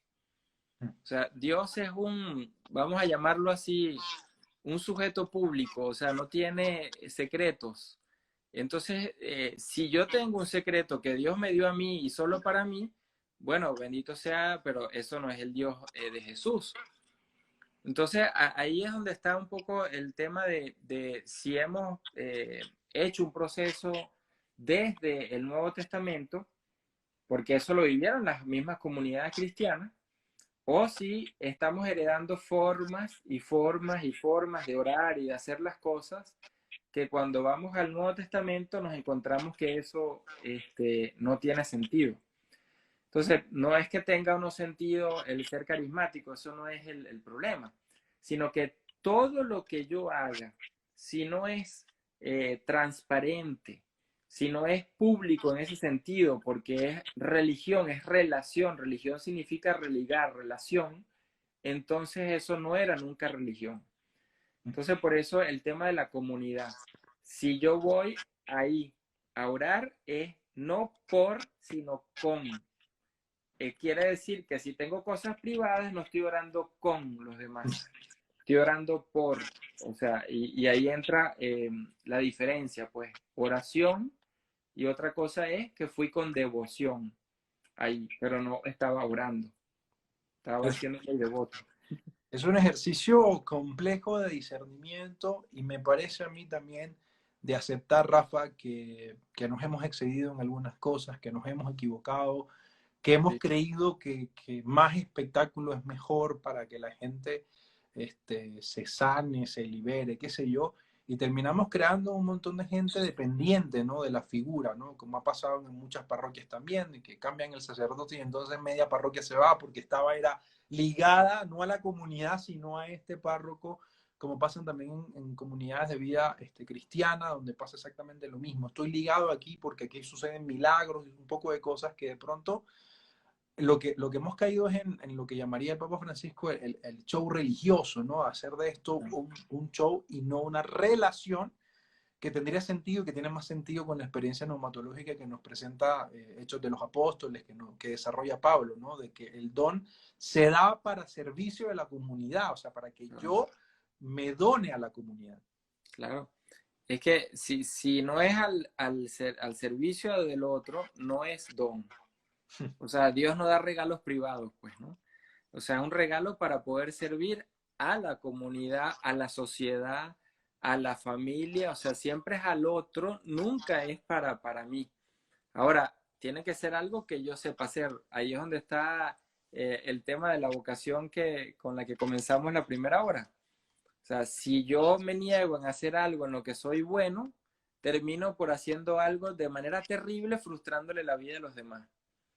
Tengo que descubrir qué es aquello en lo que puedo hacer mejor para poder servir mejor a la comunidad, a la sociedad, a la vida que vivo con los demás.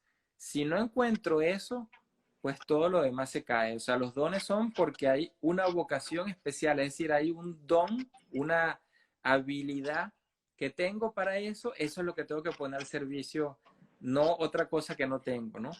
Y bueno, si invitas a los demás también para que vean los encuentros anteriores que los tienes en tu YouTube, Sí, porque ya termina la hora. casi, casi, ya estamos por terminar. Rafa, una vez más, gracias por compartir con nosotros en este último capítulo, que bueno, como el primero tuvimos que hacer dos partes porque se extendió esta Sí. conversación, así que muchas gracias. Les recuerdo lo siguiente, primero, todos los capítulos de la primera temporada de Teología en Casa con Rafael Luciani están en mi canal de YouTube, Marco Salas, buscas ahí en YouTube o pones Teología en Casa, Marco Salas, te va a salir. Todos los capítulos están ahí, este que hemos hecho en dos partes también va a estar entre mañana y pasado a Río para que lo puedan ver. Siguiente temporada, la segunda temporada, vamos a hablar de otro tema muy importante a pensar y reflexionar con María del Pilar Silveira, que vamos a hablar sobre el tema de ser mujer en la iglesia. Rafa, en nuestras Vale. conversaciones ha aparecido mucho eso, pero bueno, hemos quedado que estas preguntas íbamos a hacerse a Pilar, que es una voz, como tú dices, autorizada para hablar de esto, que ha profundizado y que ha estudiado un montón de esto y que ha llevado hace un tiempo con el Boston College también un curso precisamente de este tema de la mujer en la iglesia. Entonces, segunda temporada, próximo lunes a la misma hora, 19 horas de Colombia, vamos a estar con Pilar Silveira en el primer capítulo de la segunda temporada de Teología en Casa sobre ser mujer en la iglesia. Rafa, ¿dónde te encontramos? ¿Dónde podemos leer mientras te damos un poco de vacaciones de Teología en Casa hasta que te volvamos a tener? ¿Dónde nos conectamos contigo para hacerte preguntas, para leer lo que vas reflexionando? Pues mira, siempre publico todo lo que voy escribiendo en varios medios en el Twitter y digamos que es la manera más actual de saber día a día que voy escribiendo en varios medios. Pues sí, básicamente, pero bueno, siempre publico en muchos medios, ¿no? Pero Buenísimo, entonces no es que haya uno solo así, no sé qué es. arroba Raf Luciani en Twitter, Sí. en Instagram también, para quienes quieran seguir conversando y compartiendo lo que Rafa va reflexionando. Y además que Rafa también va compartiendo contenido muy interesante también que nos puede ayudar. Rafa, si quieres una típica pregunta tipo show de televisión, un libro que nos recomiendes para este tiempo, que podamos leer, algo por ahí que estés leyendo tú, qué sé yo, no sé, cuéntanos algo de eso. Bueno, voy a aprovechar que tengo un librito que hice cuando estábamos viviendo otro momento de crisis, nunca como este tan grande, que se llama Al estilo de Jesús, que es muy pequeño, muy sencillo y que toca actitudes concretas de Jesús relacionadas a nuestra vida. Se llama Al estilo de Jesús, un discernimiento de la fe en tiempos de crisis. Y está publicado por la editorial PPC en España, pero también se consigue en formato digital en muchas plataformas, ¿no? Al estilo de Jesús. Y lo hice, como te digo, en un momento de crisis y ahorita estamos en un momento de crisis desde el Evangelio con temas muy sencillos, ¿no? Y muy directos a lo que vivimos.